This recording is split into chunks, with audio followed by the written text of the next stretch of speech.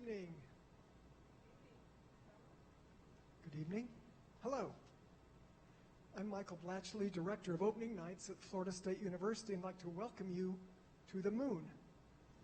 I want to thank our sponsors for this evening's presentation, which coincides with the Lemoyne Chain of Parks Arts Festival, and that is to introduce to you the chair of the Chain of Parks Art Festival, Kelly Dozier.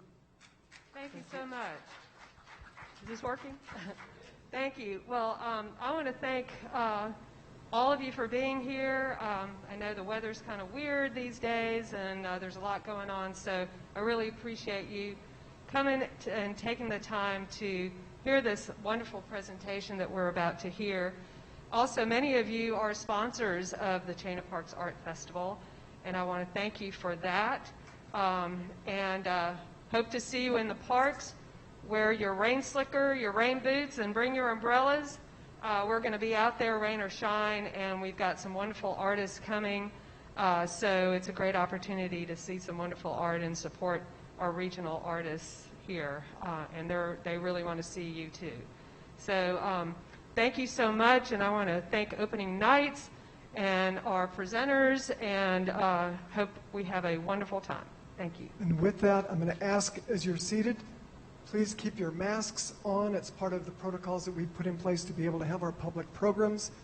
Our speakers tonight will be able to take theirs off, which gives them a better chance of articulating their stories for us. With that, please welcome tonight's moderator, Preston McLane.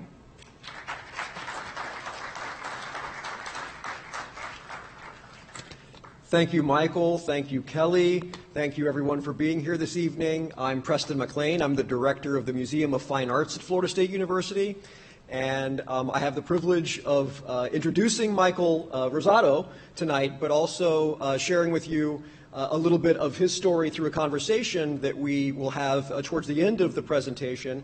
Michael and I, we've known each other now for probably about 15, 16 months, because we started talking when there were plans in the works for this event to have happened some time ago. And we all know the intervening circumstances that bring us here that time later. But what started the conversation was some really impertinent questions that I asked, about Michael's fame having risen around the really important work that he's done in advancing the history of Black Americans and the important stories that the communities that Michael works with are trying to tell through art in the public.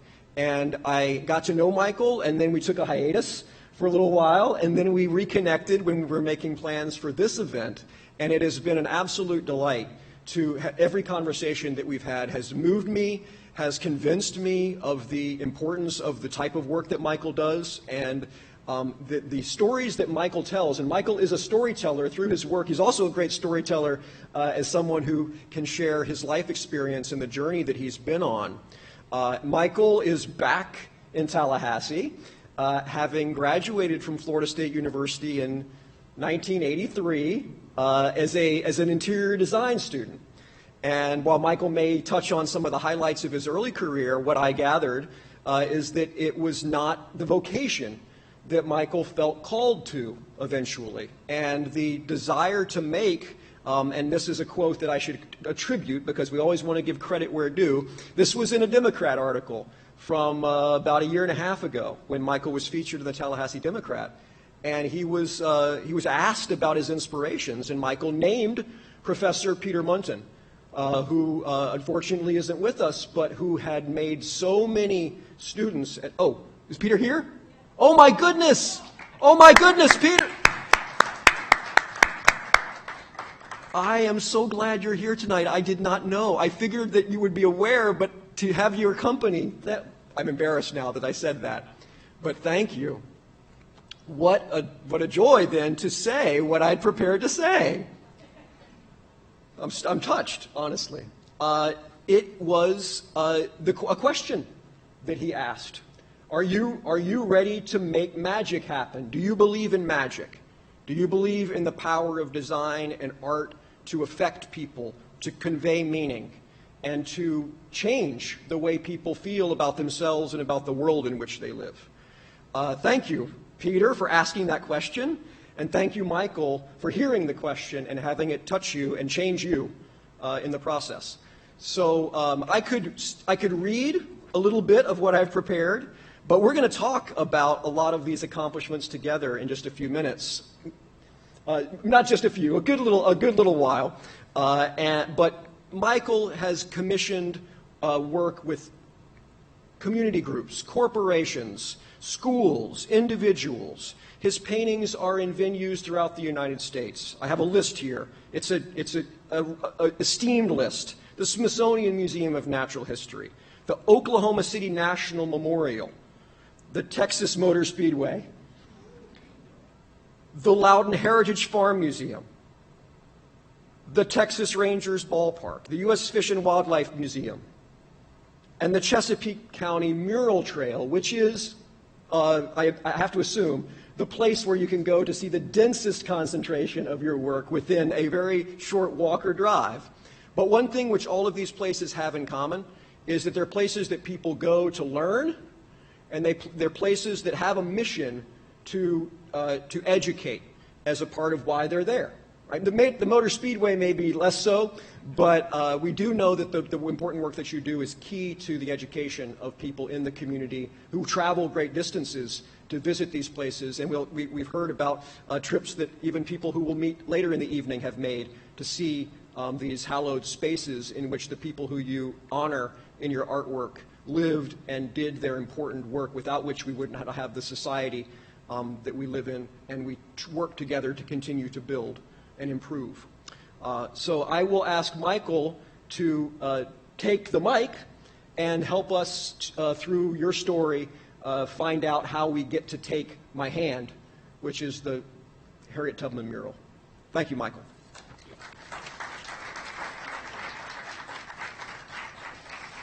Good evening. Michael said a lot, so I'm going to keep this really short. Thanks for coming, and that's it. Michael Michael Blanchley, thank you. Kelly Dozier, thank you for inviting me down here. In 1983, I graduated Florida State, and coming back is always a pleasure. But coming back tonight to discuss a career that's still unfolding, you know, it's been absolutely, as Michael said, magical. And I still remember that time I was with Peter Munton. We were having lunch, and he said, "Do you believe in magic?" And I thought, you know, pulling a rabbit out of a hat, magic, no, I don't. And then he kind of expounded on that and saying, no, the magic of creation, you know, the magic of being able to tell a story, the magic of creating spaces and designs that not only make people feel magic, but, you know, you yourself feel while you're doing it. So thank you, Peter, and thank you for coming tonight. My time at Florida State had a couple very important moments. That was one of them, and the second was I studied on the Florence program in 1981. And when I was there was a brilliant historian named Timothy Verdon, Dr. Verdon, and he opened up the beauty of Florence, of the arts, of the artists that I had never seen before, because at that point I never had an art class. And I was telling a story that I always got put in choir when I was in high school instead of art. I don't know why. But when I went to Florence, my eyes opened up to the possibilities. You know, I started seeing art that was so beautiful. And we went to Rome. And when I arrived in Rome, we went to St. Peter's, and when we walked down there, I came across the most stunningly beautiful work of art that I've ever seen in my life. It stopped me dead, and it was Michelangelo's Pietà. And it ultimately changed my direction in my life, because when I stood in front of it, you know, a tear came down my face, and I thought, if something that beautiful can make me feel this emotion, I want that. And from that point forward, I started to pursue that dream. And then when I graduated, I moved to Washington, D.C., became a designer. And I knew it wasn't my passion. The minute I saw this painting, I knew this is what I had to do. And so I took classes at nighttime at the Corcoran School of Art. and I started welding, and I thought, I'm in heaven. I want to work with my hands. I want to be a creator. And lo and behold, 2 architects I worked with said, Michael, we just designed a lobby. Would you like to paint or design a sculpture for 2 40-foot walls? And I thought, isn't this funny? I've been welding for 3 months, and they want me to do a whole wall. I don't think they know what they're doing. So at the time, I was really into German deconstructive architecture. The buildings, the glass, and everything was tilted. And I built this model, and I was presenting it to them, and they accepted it. The buildings, owners accepted it. And suddenly, I was on the road to what I thought was to become an artist. And I received a panic phone call, I recall, and this HR person said, Michael, you need to get to the building right now. A truck just dropped off 2 tons of metal, and you need to be here. And I thought, that's fine, I'll come down there. And I walked into the space, and I saw this pile of metal, and suddenly this fear overcame me to such an extreme that, I was almost shaking. Fear of failure, like, what have I done? It's one thing to design a piece of balsa wood art and think, oh, I can do this and I'll build this. It's another thing to actually be confronted with the materials and having to build it. And it was at that moment, at that greatest height of fear, I thought, you know what? And this is the beauty of youth and naivete, is I said, I'm just going to do it. I'm going to jump into it. And I'd never used a power tool, and I found somebody that would teach me how to use power tools over a weekend. And all these things were 25 feet long, and I was cutting 1-inch pieces.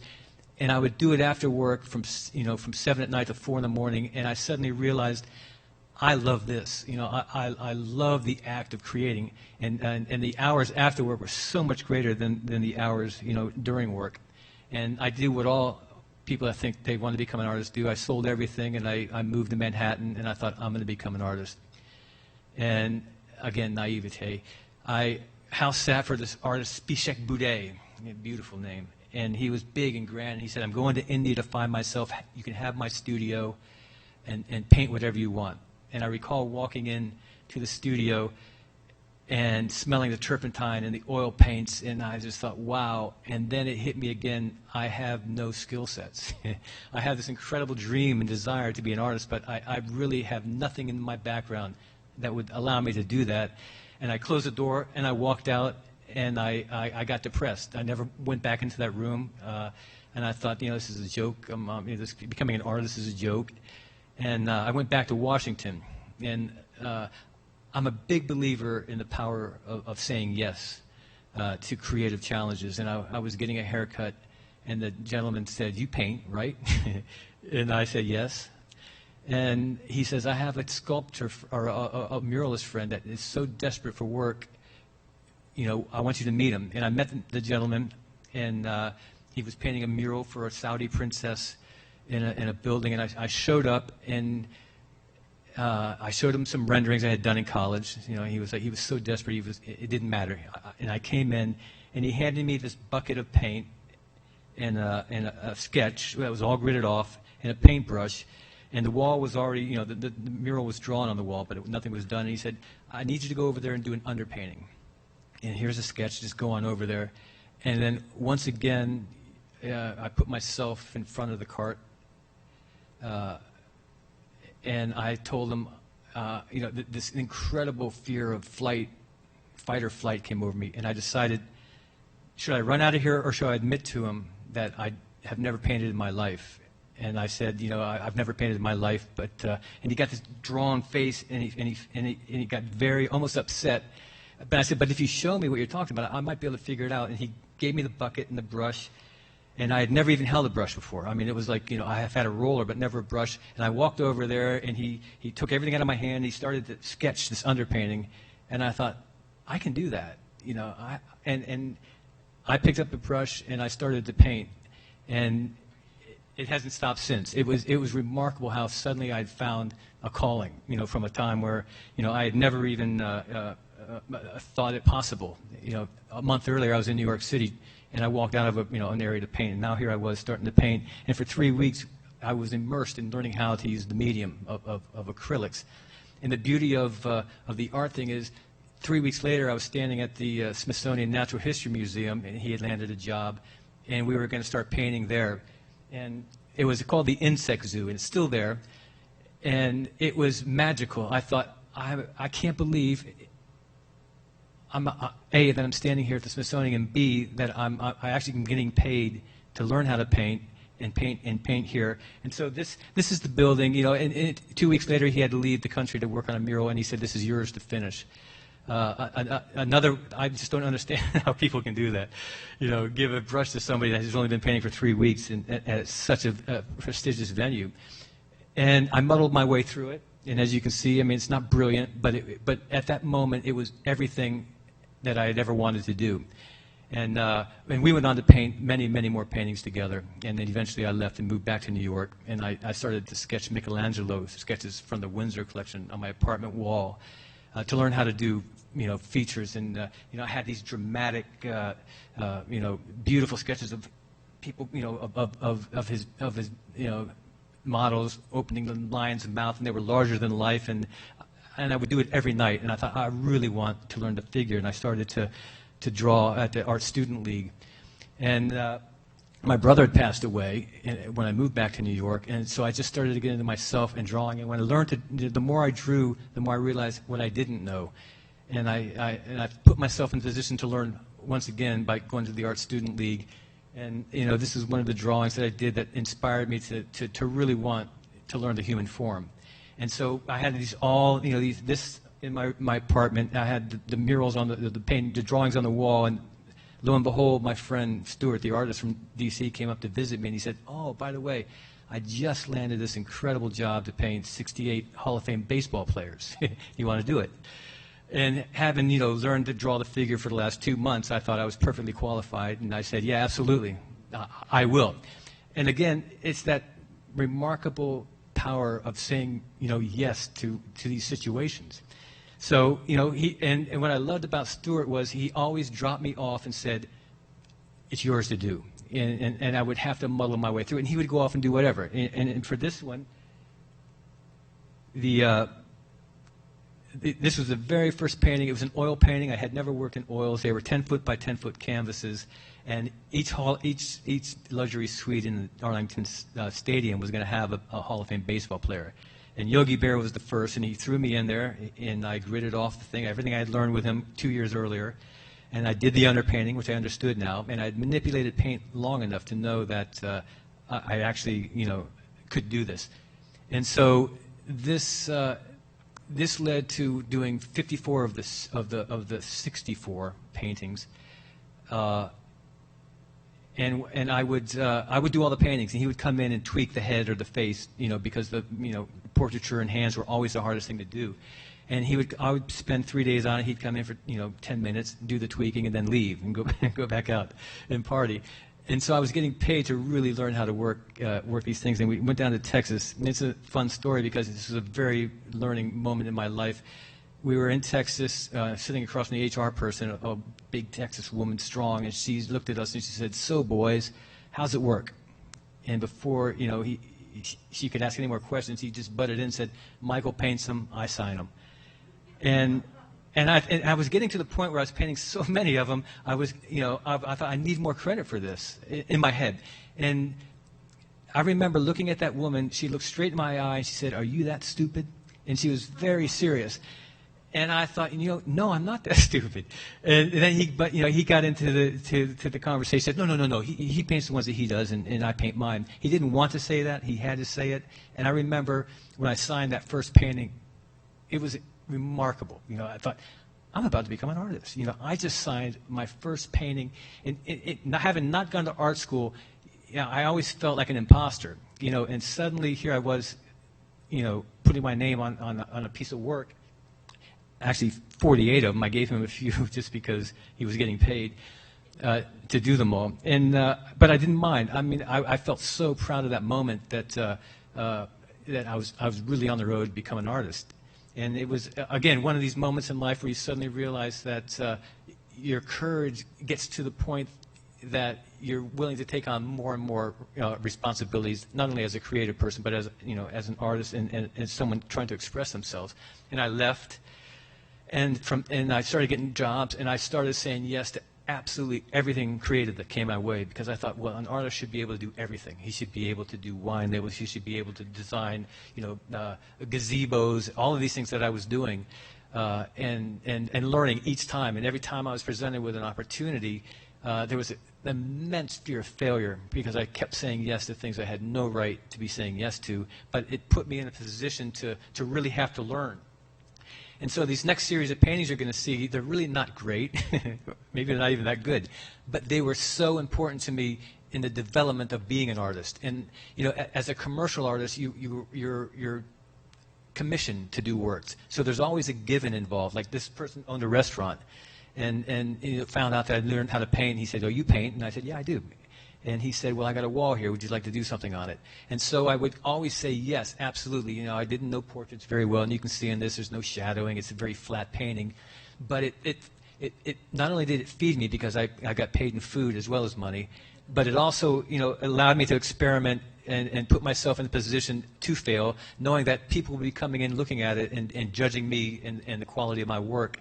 And so I just kept saying yes, and then somebody saw that painting, and next thing you know, an auto body shop guy comes up and said, "Hey, I got an auto body shop. Do you want to do a painting?" And I was like, "Yeah, absolutely."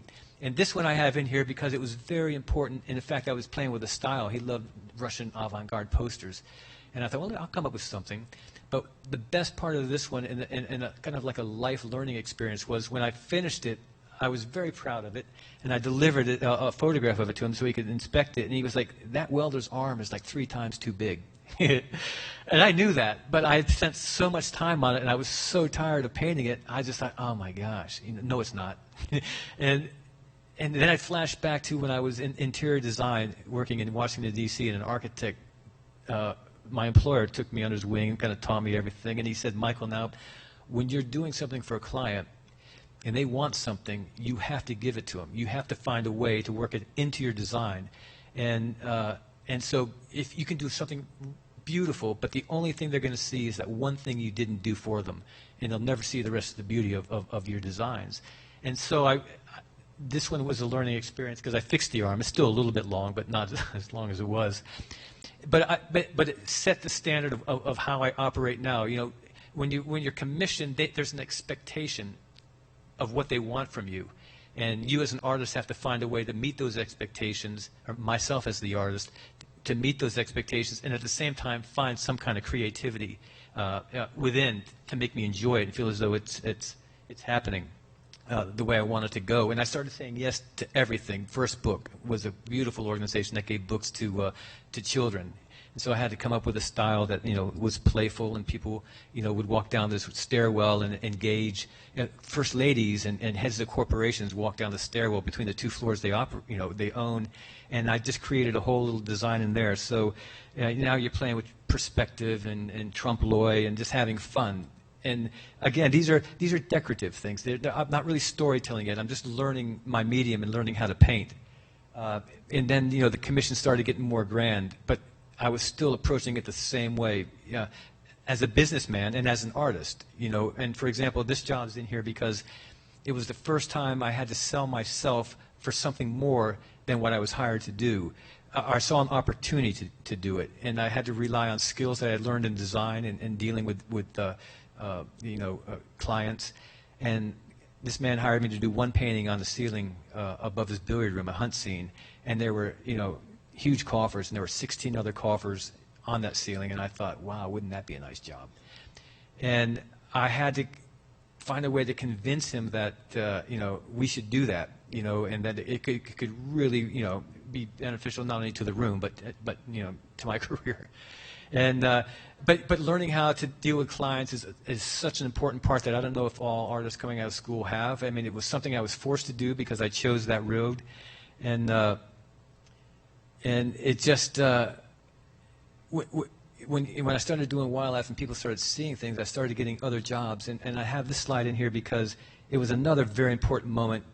This is the Eastern Neck Wildlife Refuge. It was the first time I'd ever painted any kind of wildlife scene, birds. It didn't matter. I mean, I'd done buildings, I'd done people, and now I was, again, I was asked, would you like to submit a design? And I said yes, I absolutely would.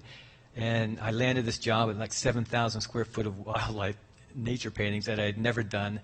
And I remember the day I walked into the job, the head of the Eastern Neck Wildlife Refuge for the Eastern Seaboard pulled me aside and he says, "Now, Michael," and he put his hands like this and he said, "When I look at your painting, I want to be able to walk into it."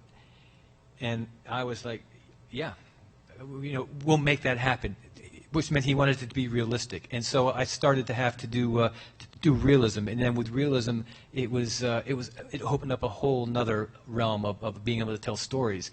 And this was the time I started to tell stories. When I started to be hired by national parks and other government jobs where you were either telling a story about a war, you're telling a story about the national park, the birds, the habitats of that park. And I really got into that. I mean, you had to do research, and that was another big part of my process. I started to meet people that had incredible passions about what they did. The fish and wildlife guys that work the land, they love working it. They know every aspect of every bird, of every plant out there, and they expect you to be able to render that lifelike, so that when people come in, they can educate them, and they're not like, that's not how it looks. That's not what it is. And so it presented a whole new challenge in my career on how to become a better painter, learn my craft, to a greater extent with realism. And this one is simple. Is in here because I started saying, yeah, I can build trees. So I started learning how to build trees and taking casts, and I put myself in the position to learn things that I didn't know, because there was such there's such a market. And this is kind of the entrepreneur artist. This is the artist as businessman, artist as the commercial artist aspect of it. And so I thought the more things I know how to do, the more chances I have of surviving as an artist, making money, doing something I absolutely love to do. And so this one represents learning how to do water, learning how to cure plants from fireproof, and it was very meaningful to me. It's a pretty simple design, but I did everything in it, and from a point of never knowing how to do it when I started, and it was another huge growth period in the process, and it kept leading to bigger and bigger stories. And this is a unique one. It's at East Stroudsburg University, and the client was a university, but it was bequeathed all these stuffed animals and birds by a guy he's a mortician, and when he needed to relax, he would go big game hunting and then have them stuffed. And he had bagged every big game in America and most of the ones in Africa, and he bequeathed them to this university. And this is another thing about what I like about being the kind of art that I do, is that you have 1 month to paint 5 30-foot long scenes in realism, and please, get it done or you don't get paid. Is what happens. You have a contract that says if it's not done by this point, we start taking money away. So it forces you to paint really fast, and this was remarkable in just that aspect of it. The confidence that it takes to pull something off like that was developed over all the other paintings that I'd done prior to, and this storytelling allowed me to really go in depth with my research. And this is an important one, because then I started telling Civil War stories. I started telling stories about about people, not so much about the landscape and about animals. And this one is in Wheeling, West Virginia, and it tells a story of the Union soldiers that fought. And there's a bunch of different ones. They have the flags, and you can see this isn't a great painting of people. I had shortcomings, but the beauty of it was I kept forcing myself to expose my inadequacies in front of tens of thousands of people that are going to come to see this, and I really like that part of it. It really it makes you focus on your craft, and I love my craft. And then this mural is where I live. I live on the eastern shore of Maryland, which has the most in-depth history, American history, of pretty much anywhere in the United States. It's where John Smith came up. It's where Harriet Tubman and Frederick Douglass are from. It's where the Nanticoke Indians, were prior to John Smith coming. And there's all this rich history and heritage of an area that's been around since the 1600s. And I was asked to start telling these stories, and Michael was talking about this. This is the Michener's Chesapeake Heritage Trail.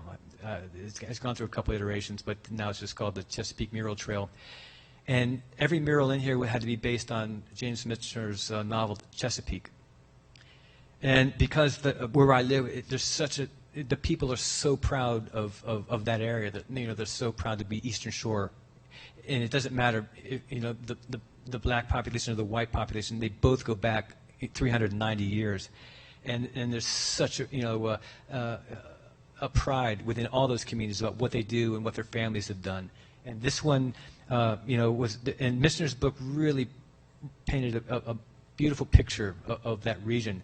And there's a story in there about, and I had to pick stories out of it, and this one is about the geese arrive every October, and the father takes his 2 sons out and tells them that they're coming. Tonight they'll come. And sure enough, like on October 11th, the next day, thousands and thousands of ribbons of geese come and they land, and the father tells his son, "We're going to let them land and eat for a week, and then we'll hunt them, and they'll feed us through the winter." And I thought it was a beautiful passage, the father, son, and I'm sure it went on in every community, the Indian community, the African American community, the white community. It didn't matter. This happens, and people needed these geese to feed themselves through the winter in the early days. And so starting to tell the story about the heritage of an area, and when people would come up, how do you tell that story, make it interesting and fun? This caboose was in disrepair, and they wanted me to put it on there, so I do it on panels and I apply it. I don't paint on the caboose. And this caboose has been all over and up and down the Eastern Shore, and it's absorbed. If it had eyes and it could tell a story, it could tell you this marvelous story about landscape, and about all the communities it would go through. And so I thought, well, that would be great. The caboose will be burst open, and the geese will be flying through out of that story. So it was a kind of a fun and creative way, and this led to another mural.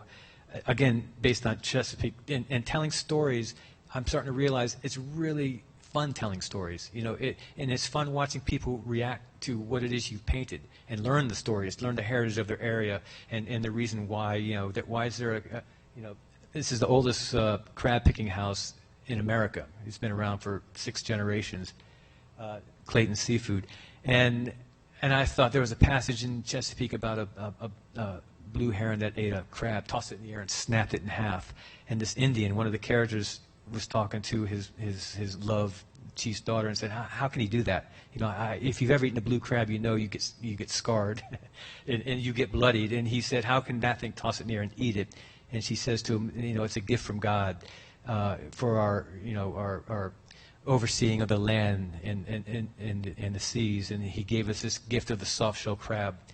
And if you've ever had one, they're succulent. It's like eating a spider, crunchy spider, but they are really, really good. And they are definitely a delicacy of the bay. So this tells that story. And the watermen park their boats in front of it. They offload their crabs every night. So it really has a tie to the community there. And they're very proud of it. They will honk their horn as they head out. It's very sweet. And then the last painting of the series was a sweeping epic, the Michener sweeping epic, and it tells the story from the Native Americans to the present day. And whenever I paint a mural, during the research, I found, the Nanticoke chief that represents the Nanticoke Indian tribe out there now, and I sat down and I made sure that I represented the tribe, accurately and with respect. And he told me about them, and he told me about what they wore and how they hunted, and how the longhouses were, set up, and as a community, how they lived. And you take that information and you transfer it into the mural. And so when people come up to it, they see all these stories, and they can start asking questions and learning about their heritage they might not know about. And it's really this one here talks just about everything that has happened out there. And I started to realize that the African American community was underrepresented in their story. And so every time I would paint a mural, I would include an African American story involved. And this one shows a formerly enslaved gentleman and his daughter taking tobacco to the market, while on the periphery of it, Holiday Hicks was stumping. And so you have the community that was there, you have all the stuff that happened around it, And then you start to enter, you start to tell another story that a lot of the community doesn't know about, and you introduce the African American story, and it leads to a conversation. This is a very minor one compared to where I start to go with it. And the very last one was this mural here, which really changed me as an artist, in storytelling, because now I had to. Cambridge has a rich history, white and African American, and the black community during segregation had a street called Pine Street, and on that street there were 54 businesses that anywhere from bakers and bricklayers and banks, and it was on the Chitlin Circuit, because Cambridge was the second wealthiest African American community on the eastern seaboard outside of Harlem, and it's such an amazing story that when I moved there. And I painted this 15 years after I arrived. I had no idea about the heritage and that story. And then I was asked to paint a mural about that story by the community, by the African American community, as well as the tourism. And during that, I started to realize how important it was to represent an underrepresented part of Cambridge, Maryland. And I painted this one on panels, but then I installed it on the side of the wall. And how do you tell a story? Compositionally, how do you arrange it? It gets pretty complex when it gets large like this. So you create little vignettes of each little story, and they kind of mimic each other on the other side. So there's a symmetry, but not quite perfect symmetry. And everything emanates out of Harriet Tubman, who was born and enslaved there on a farm. And that whole community, that Harriet Tubman is the Moses of her people, is what they say, and she's really held in high esteem in the community there because descendants live there, and her story, is so powerful, and the history of that community comes out from her, and then you tell all the little stories around that, and what it did was remarkable in a sense that people would stop and beep their horn, white, black, it didn't matter. People were so happy to see it. And the African American community would come up and they would just stand in front of it and look and say, thank you.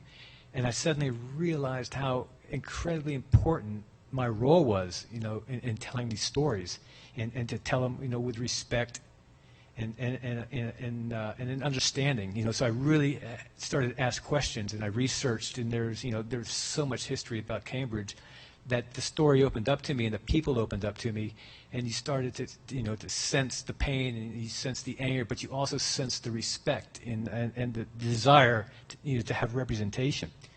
And so from this one, I started to get asked to paint other stories from people in the community, the African American community, to tell the story. And the next one that we all know was with the Harriet Tubman. Maybe we all don't know it, but this one, I was commissioned to do it by a community organization on the side of the Harriet Tubman Museum in our little town, and it's a little museum that's been around 49 years, started by descendants of Harriet Tubman, and it's so proud. And the people in there are probably in their 70s and 80s, have been working there for 40 years. And it was, nobody really went there. It would get maybe 20 people a week. And so, and this is, again, the part of the process of being a commercial artist and being commissioned to do a work, is you have to meet, this one I had to meet with a community, and everybody would toss out words about what Harriet Tubman represented to them. And with that involvement, they also take a certain ownership of the mural. And the process is really, really powerful. And to go back to the word magical, it becomes so strong that, as an artist, you live for that moment where, you with your work are telling a story of an underserved community with pride. And what I learned as an artist in the process of painting the African American story it has changed me remarkably, and I think it's so important. And I had a conversation with a woman, Dobie Flowers, who many of you might know, and she was saying, the African American community doesn't mind hiring a white artist to paint the story. It's not the same. She says what what's different is, you know, the black artist isn't being asked by the white community to paint the story. And I know through my experience of painting these stories how much you learn, you know, and how much the walls come down to be able to, you know, first to be able to touch, to feel it enough that where you can represent, and this is a very simple painting of a very, very powerful moment. And it resonates for anybody that stands in front of it. You know, you can be the enslaved person, you can be Harriet Tubman, you know, you can be, do you have the courage today to offer the hand to somebody in need? Are you the person that today needs to have that hand offered? So when people stand in front of it, the communication that happens between the painting and you, the viewer, it's remarkable. And the conversations that happen in front of it are even more remarkable. You know, people are willing to converse about things that they wouldn't. I've stood out there and I've had 90-year-old African-American grandmothers hug me and crying, you know, saying thank you. You know, I've had Columbia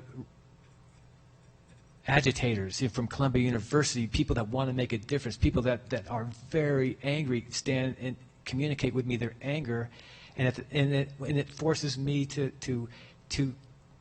have to understand that anger, and through that dialogue, walls come down. It's amazing. I thought I'd get through it. I still get fairly emotional about it. Powerful piece. It's the power of public art. So after this one, I was asked to paint another remarkable human being, T.C. Walker. T.C. Walker was born enslaved in Gloucester, Virginia, and he taught himself to read, walked to Hampton Normal School, Hampton University now, you know, which was 50 miles away from where he grew up, to convince them that he wanted an education. And he, you know, and he did, and he got an education, and he came back to Gloucester, and he spent his whole life taking the formal, you know, all the formerly enslaved people that lived there, formerly enslaved community that didn't know what to do when they gained their freedom, and he realized that, you know, he needed to re-educate or to educate them on how to be free. And through his education at the Hampton School, you know, he was very big on educating, you know, young children. And so this mural tells the whole story about T.C. Walker and his contribution not only to Gloucester, but to the global community or the American community as a whole. It's such an American story. You know, the first thing I painted was the American flag, because the more I researched and the more I realized this is what I was taught an American hero was. You know, it's you start to realize that, you know, the power, you know, and the passion of people, it doesn't have a color barrier. You know, it's a character. So anyway, so a story about this one. I was painting it, and people would stop. And this one really got a lot of traffic because I was painting it on site. And it didn't matter, you know, young, old, black, white, it didn't matter. People were coming up wanting to learn the story. And, you know, and when I would tell them, they would just, their mind would, you know, their jaws would drop open. And one of the stories, I was painting, and a guy came running across the street, my age, white guy, and I thought, you know, I'm going to be able to tell the story again, or I don't know what's happening. And he said, my friends and I find this mural incredibly tacky. And I thought, what? And this is, again, this is the power of public art, to generate this kind of emotion and an opportunity of educating people through public art. And I said, do you know the story about this guy? And he says, no, I don't know anything about him. All I know is that, you know, I don't like the Black Lives Matter movement. I don't like the tearing down of the Confederate statues. And we just think this is tacky. And I suddenly realized where it was coming from. And I said, is it the 20-foot-high black man looking at you that you find tacky? Is it you having to confront on a daily basis at this major intersection something you're not comfortable with, or something that you might hold a little hatred in your heart for? And it was really an interesting dialogue. And I said, let me tell you his story. You know, and that's when I said I painted the American flag, and I said, this is what you and I were taught as children of what, you know, heroes are. and it was amazing. And I took him through the whole sequence from left to right about this gentleman. And then at the end, you know, he looks up and he says, you know, I'm sorry. I was wrong. Whew. Really powerful.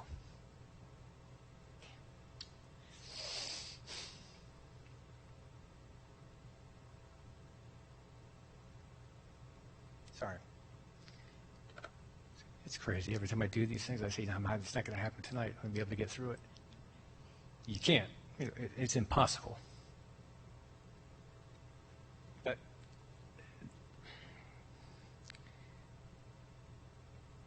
you know,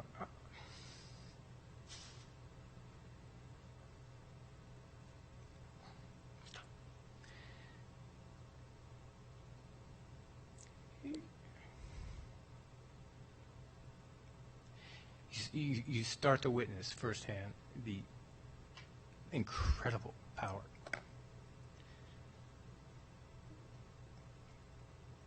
the arts have, you know, of telling a story. Gosh, it's so incredible. Let's move on. It doesn't stop. You know, it just keeps getting bigger and bigger and more important and more powerful. And this is, I was hired by the Bailey family. Frederick Douglass's name was Frederick Bailey, and he changed it to Douglas when he escaped up into New York so that the bounty hunters couldn't find him. But the Bailey family has an incredible legacy of continuing his knowledge. I mean, this man was remarkable. If you've ever read his autobiography or listened to his 4th of July speech, what does the Negro, you know, have? What is 4th of July to the Negro? And he talks about, you know, how the Constitution was written on paper, but it was never, you know, implemented as it should have been. And that's just, there is so much that this man offered as a conscience to this country in his time period, in his time frame. So this is a story of his legacy, you know, and it takes you on a journey through that. And it's going on the Hill, which is the oldest African-American community in America, which is in Easton. One of the oldest. I mean, there's Treme, but they don't know exactly. And so it's another opportunity to educate through art the story of this remarkable individual. And it doesn't stop. It hasn't been out to the public yet, but the people that have come to see it have had, you know, it's again, a really powerful, powerful story of perseverance. And American history, you know, and that's what I love about it. This is American history that was underserved, that I'm having the privilege to be a part of telling, and it's hugely. I mean, I have a huge amount of respect for telling that story, and the power of public art just continues to amaze me. And on that, I have to stop because I can't go any further. But thank you very, very much for your attention.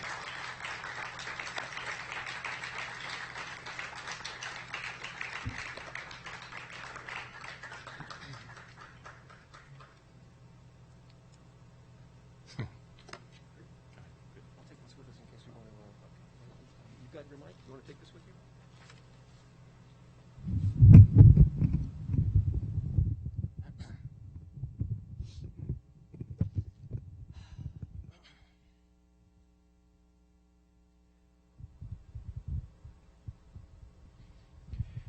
We have a little time for questions. Yes, we do.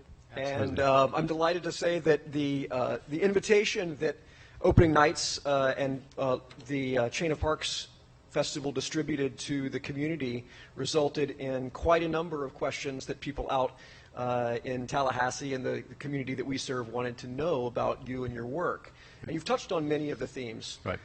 And in our conversation, we also emphasize the centrality of education and the relationships that your work allows for communities to build with the history, but also to use your work in the context of teaching. And so the first question I'd like to ask is, how do you continue to work as an artist and educator once the work has been published and is being shared? And as you may know, goes viral internationally with Take My Hand. such that people all over the world are aware of it and want to gain insight from it?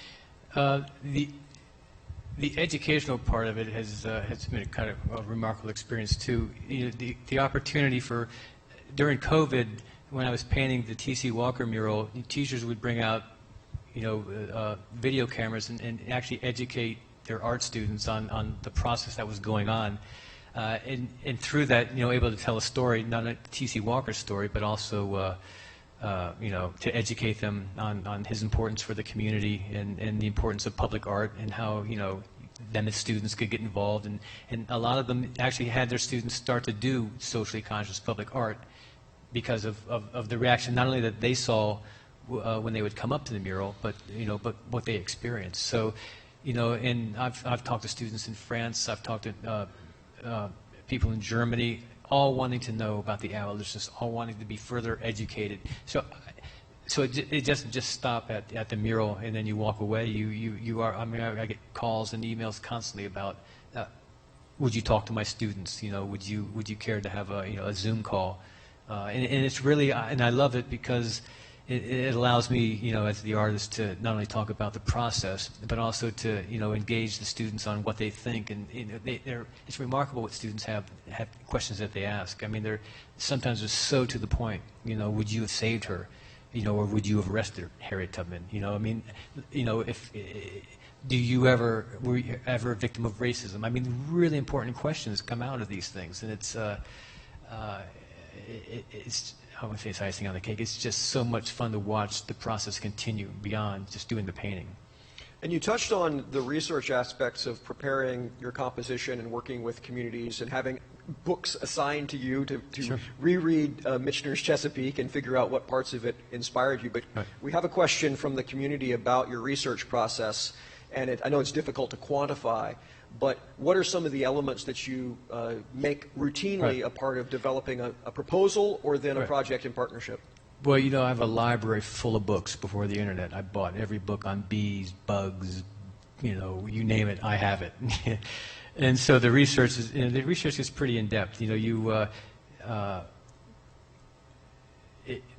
in order to tell a good story, you need to be knowledgeable about your subject matter. And meeting with people in the community and you know, that are really knowledgeable about that subject matter, meeting with curators of the museums, all of that is very important. So the research that goes into painting a mural is probably 25% of the process in the beginning, maybe even more.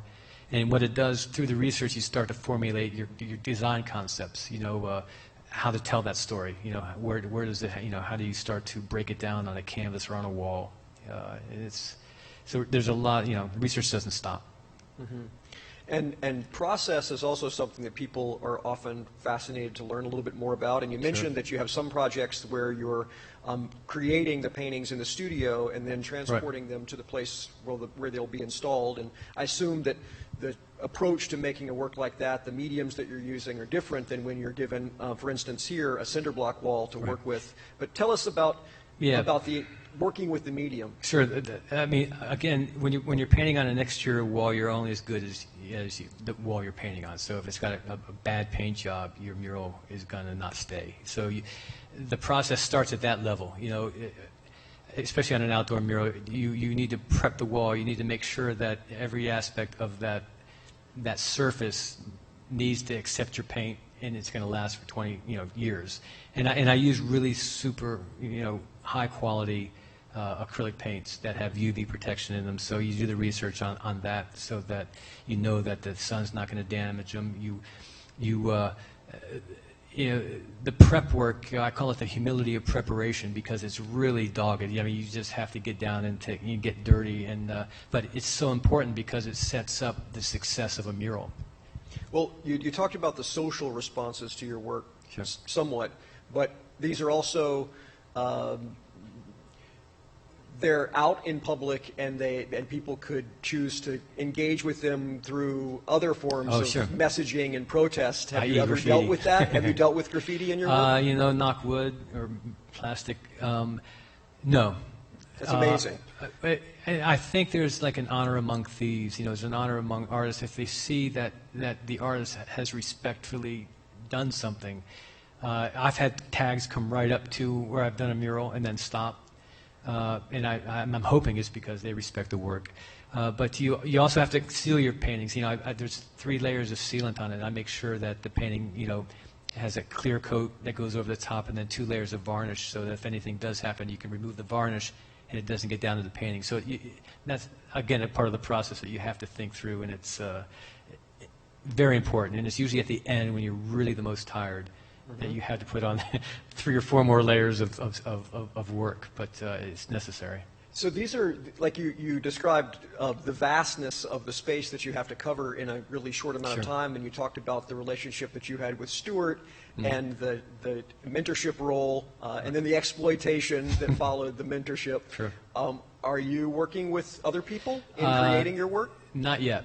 I mean, I know there's always a point in my life where I realize it's time to make that next step. You know, I remember when before I got married, I thought it's time to share the rest of my life with somebody, and I got very lucky. And I think it's the same with the art. You know, I know there's going to be a point where I want to share the knowledge, you know, and have people do that same role and mentor them. So it's very close. I'm talking to some people right now about doing that process. So. Is it typical for muralists to work independently? You know, I don't know. I mean, it's a solo journey. I mean, I got rid of everything. I mean, when I was in design, I didn't like to delegate. I had to do it all myself, and I realized that I don't have the personality. Not that I don't play well with others, but I want to have control of the process. And a lot of these things, you know, you're doing in your head. You know, you don't know, you know, it's hard to tell somebody to go over there and do something when you yourself don't even know what you want done. So I think when I start to formalize and have stronger designs where I can actually invite kids in, and I have talked to a number of people about that possibility. So. Yeah. When we talked on the phone several times here recently, we also touched on the real differences between the nature of art practice that you're in and the world of art as it exists within museums and collectors and galleries, and the focus that you've placed on working with clients. But is there a point where you think you could shift or pivot to working? Please. I hope so. I mean, I think it's the next big yes, and the next big fear hurdle is to actually go within, you know, as the artist and start to say what do I have to say as an individual? And I thought the biggest part of becoming an artist was having to learn the craft, you know, having to have to know the mediums and to be able to manipulate them and have confidence in doing it. And then the inner voice, I felt like a fraud whenever I would get in front of the canvas and try to express myself, you know, abstract expressionist. It was just, you know, looked like a drop cloth. And I just thought, you know, this isn't me. I love doing, you know, commissioned work, but I also know I can't keep up doing 70-foot murals, and at some point my body's going to say, okay, that's enough. Go small and go inside, and I relish that when that does come. I mean, I think that's the next big yes. You know, that's the next big hurdle to overcome, is that one that goes within. You know, and what's in there, I don't know. Well, a number of the questions touch on the business side of your work. Sure. And I mean, I think there's a conversation that you're probably preparing for tomorrow, working with some students and members of the university community to discuss the business side of what you do and the entrepreneurial nature of your work and the customer and client service aspects of your type of art practice. But can you give us some insights into what type of business this is, and where, not the price point per square meter necessarily, but what is it like to run a business as a muralist? Well, it's really expensive to purchase a mural, very expensive. And no, I think you have to know your client, and I think the most important part, and what I was taught early on, was to listen really well when you're having a relationship with a client. You're going to start a design. The more you listen and understand what it is they want, the easier it is to have a successful design and a happy client. So I think, number one, be a good listener, because it really sets the groundwork for success. Two is you need to know how long it takes you to paint something. You know, you need to know the cost of your materials. You need to know what kind of materials you're going to have to use to erect it, and that can get quite expensive. So you need to know how to factor that into an overall thing. I mean, it can go from $50 a square foot, and I've done it for $250 a square foot. I mean, it all depends, and sometimes it can go beyond that. Smaller, more detail doesn't mean cheaper. You know, it means that you just have to spend a lot more time. And so you factor in time with cost. You factor in clients. You know, I know some clients. The Harriet Tubman mural was they had no money. When they presented it to me, and I thought, I don't care. You know, I'll do it for what little you have because I think it's so important. And I so much wanted to do it. So you take that into effect. What does your client have? What are their means, and how important is it not only to them but to either the community, and how important is it to you to help them out on that. And then you have clients that have nothing but money, you know, and so, and I don't jack it up for that, but I also know that, you know, there's a market value for what I do, and you determine that through time, you know, after the Malcolm Gladwell, 10,000 hours, after a certain point, you really know your medium, and you know what it costs to do it, and you also know your market value, you know, compared to, you know, what other people are getting from murals and what people are willing to spend. You know, I can design you a $60,000 mural, but I know you're going to say no. You know, you can't. You know, it's just not going to happen. So knowing your client, I think, is really important when you're venturing out into doing commission work. And it takes a long time. It takes a long time to. You just can't go out there and say it's 50,000. You like it or not, I won't do it. You starve. So you've got to find ways to feed yourself and to feed your, your passion. And how do you find the projects that people are curious about?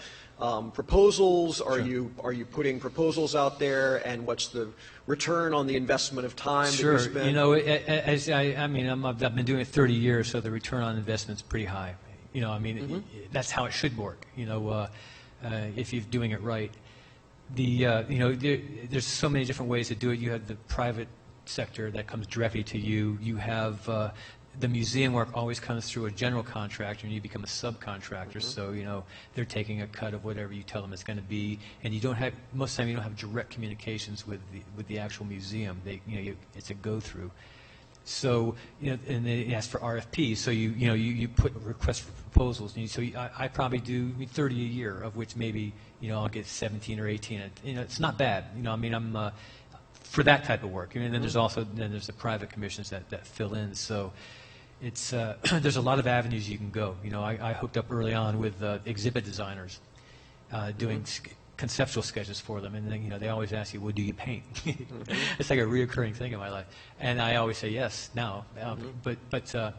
And so they'll say, well, we have a mural in this museum. Why don't you give us a proposal and what it would cost? So and once you start that, then all these other museum designers realize that there's a guy out there that can do that, and they send you those. Like I've gotten 3 today about, you know, how about RFPs for all the same job from 3 different groups, you know. So whoever pays, and because I've worked with them long enough, I know who pays the quickest, you know, so they'll get the better price. Not really. That's good advice. Excuse me. So we also talked about the trajectory that so much art making is on towards digital. And without dwelling on it, you have a work over here that has really taken on a life and become significant to many, many people, millions of people who will not see it in person, that will only know it as a digital record of your work. And there are lots of angles that we could take in talking about this. As a business person who has now images that are associated with your creative practice, and also as someone who is competing in a world where people with different design tools and sensibilities can offer clients something that is not painted like Michelangelo would have painted it on the coffered ceiling, but painted using computers and vinyl and other technologies to render the mural. What's the landscape like for you? And it's going that direction. Digital art is pretty much taking over the exhibit design realm, you know, and rarely do I get asked to do a hand painting at scale, you know, where I actually go into the museum and paint them. Now I'm being asked to do them at a smaller scale, which then they get blown up and put on vinyl and then attached, because, you know, it's easier for them if something happens to replace it. And they think it's cheaper, and it's really not that much cheaper. I'm trying to convince them that, you know, they can get me. Yeah, so I'm having to decide whether I want to go digital. I mean, I'm not that computer literate. When CAD first came out in design, I could draw faster, so I never really got into that computer mode. and yet I'm seeing it more and more that it's going to be necessary. You know, it's some of that digital work is beautiful, you know, and I know I can do it. It's just a matter of I enjoy the process of paint, and while they're still hiring me, I'll probably still do that. But at some point, again, when you can't do that kind of work, you're going to have to adapt. Yes. I think we did a good job of touching on the questions that the community submitted and a few things that you and I had discussed, but it would also be nice to make sure that there aren't any questions here in the audience that people would love to hear your thoughts about. So may I turn my attention to people who are out there? Yes, sir. I see you with your hand raised in the handsome sport coat. So I love that you talked about fear hurdles. Yes. Because you seem fearless. Yes. Isn't that a good disguise? You're better for it. So that was just a comment. And also that the Pieta is telling a story, right? It seems to have informed you 40 years later. Oh, absolutely. I mean, it's a story on many levels. I mean, that's a compassion story that between Mary and her son, Christ, Jesus, and it's a beautiful story, you know, and it moved me. I mean, raised Christian, I saw that, you know, the importance of that story. And then when you're in Florence and you're studying all these, the church used the artists to tell these stories, you know, to tell biblical stories. But yes, it has kind of come around, you know, and I think this painting here, the Harriet Tubman painting, incorporates everything I learned in the 30 years that I've been painting, starting from that passion of seeing Michelangelo's work, and then learning how to do folds, you know, going to the Art Student League and learning how to draw, you know, foreshortening and proportions. This probably is the best thing I've ever done in terms of bringing all that together in a very simple design. You know, it's simple in the design, but it's very complex on an emotional level. And that fear hurdle, you know, I never approach a I mean, the fear has gotten lower. I think every time you overcome fear, that hurdle gets lower and lower, and you get accustomed to overcoming it. So you know when you have it in the beginning of a project that you're going to successfully work your way through it. And I enjoy it, you know, and I think maybe that's when I have to stop, when I stop feeling fearful, because I think you know, that's a comfort zone that I don't want to be in, because fear has always forced me to say yes to something that I shouldn't have been able to do, and have found my way and have grown incredibly, you know, through by doing it, you know, and by overcoming it. And whenever I talk to students, it's always the fear thing. I always make sure I say that, you know, we're all afraid. You know, and if you say you're not afraid, either you're not challenging yourself enough, or you're not being truthful.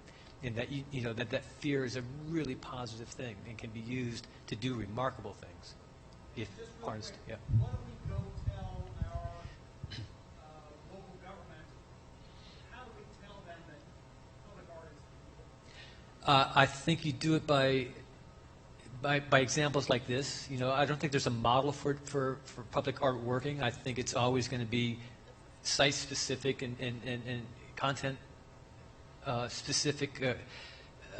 So I think you use the examples. You know, this Harriet Tubman mural not only has people coming from all over the world to look at it and to touch that hand, but it also, the socioeconomic impact that it had on Cambridge, Maryland is remarkable. That you know, the amount of money that is coming into that city now is noticeable. On top of that, bringing in, it's a very poor African-American community, Cambridge. And what's happening is you're getting doctors and lawyers, African-American doctors and lawyers coming in who feel comfortable in an environment sitting and having dinner. The city hasn't seen that. So on that level, you're starting to see a confidence of a community saying, I own part of this too. You know, if they can do it, I can do it. It's and I think it's through those examples that you can sell a government. I don't know if you can just say public art works on all these levels. They don't believe you. They have to experience it. You know, I think you have to drag them to stand in front of one of these murals while people come up and engage with the mural and then have a conversation. It will change. You know, it changes people's minds. I mean, it's a story. It's storytelling, and they need to be told that story, but they also need to experience that story. I don't think you can do it by simply going to a boardroom and saying public art works. You know, you have to have them, invite them out, and actually watch it work. Yeah, thank you. Yes? Yes. Who just took her mask down? Thank you. Thank you for this talk. This was really fascinating. And you're talking about site-specific. The whole time I was wondering how you were creating these moments of history in places where they didn't necessarily happen, or where the span of life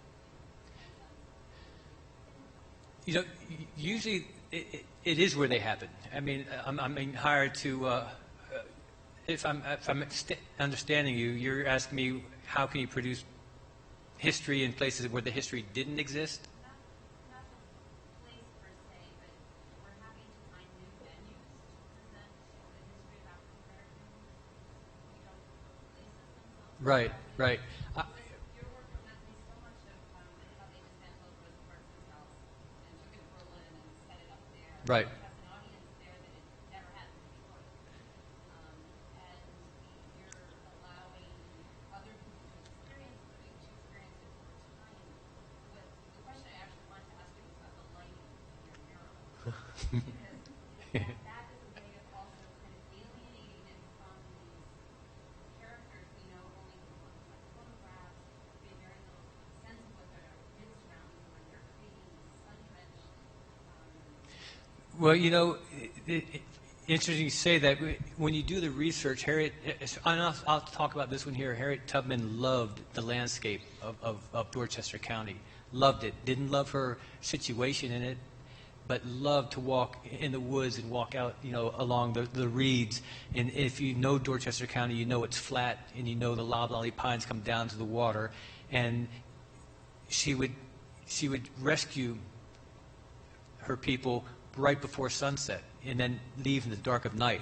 And so I try to capture that, but also, you know, I like to illuminate them because I mean, I don't think I really think about. Maybe I should start thinking about that a little bit more, about how they're illuminated. That's a good question. I'll work on that because I always put them in bright light. You know, I like brightness. I like positivity. You know, and you'll notice most of the murals, they tell a positive story, and maybe I need to go into the darkness to explore a little bit. But what's that? Yeah, exactly. But I think I like your thought about, you know, taking Rosa Parks' house, I believe that's what you said, to Germany. You know, I think a traveling exhibit of the abolitionists would be highly educational, and I know in Europe they love it, but even around America, you know, to have to people who can't get here, who only can see it digitally, it's a totally different experience standing in front of a work of art that you know somebody's painted. And so I think it's a great idea, and I think it goes to that same question: how do you educate your government? Maybe you start to take it to their doorsteps and allow them to see what happens with it. You know. Right. Exactly. So we do have one other part of the evening, and there'll be maybe a little bit of time afterwards if anyone wants to meet Michael and ask other questions. But we do have a guest tonight and a presentation of the piece that's on the stage here. And if Dr. Brickler and others from the Chain of Parks Festival could come up and join us, we'll share that moment together.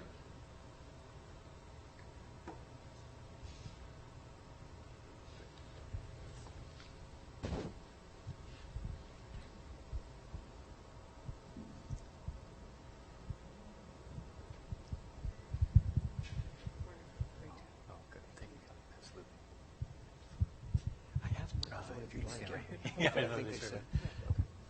Mike, I think they're going to say something. Okay. I would like to present you with your ancestor, your bloodline, and it gives me such a great honor to be able to do this, and to have been able to paint that and to be able to tell that story. Thank you. My brother. Well, I wrote down some things this morning, and it's so interesting to listen to you speak, because a lot of what you had to say was what I first saw and what touched me when we first saw this, my wife and I, in Montgomery, Alabama. I'm going to read this because I don't want to leave anything out. and I apologize, it's only a paragraph. Thank you very much for allowing me to represent the Brickler family as descendants of Aunt Harriet. I'd like to carry you back 172 years ago when the paradigm at the time was a hegemonic state of white male supremacy. Black people were bonded in a state of chattel slavery, treated with no more regard than livestock, no rights or privileges provided by a constitution of the people, by the people, as they were not people. In this background, there were those who defiantly thought of themselves as people. Harriet Tubman was one of those. Her act of self-liberation, in essence, emancipated herself away from the tortures of enslavement, decades before such was the law of the land. More importantly, she went back to liberate others. In the words of Martin Luther King, she realized that injustice anywhere was a threat to justice everywhere. It took an inordinate amount of courage to do what she did, to go back and do it again and again. Fortunately for me, one of those she liberated was a woman whose name was Margaret Stewart, my great-grandmother, her niece. In the mural, her face seems to be saying, "Come on, come with me to freedom. Your life matters. Our lives matter," to marginalized individuals. To majority America, she might be saying, "Come on, you know you're better than this." And to America, she might be saying, "Come on, live up to our ideals. Let us let every individual realize their potential in order to allow America to reach its potential." We first saw this in Montgomery, Alabama, as a mural painting. I guess they borrowed it, I hope with permission. It struck us, and it's at the Museum of Peace and Justice, if you haven't been, and the memorial has a great deal of, the lynching memorial is what you might remember. But thank you so much for doing what you do, because it means so much to all of us, in particular to my family. Oh, you're very welcome. Thank you. It's a privilege.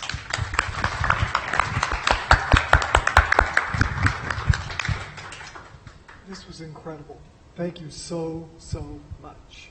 On behalf of Chain of Parks Art Festival, Lemoyne, Kelly, thank you for your support. Preston, thank you for the moderating of the evening tonight. It was an honor to be with everyone. And I'm going to take your suggestion, and Michael, ask you to follow me down the stairs right in here so people can approach and talk to you directly. Absolutely. Thank you for being with us.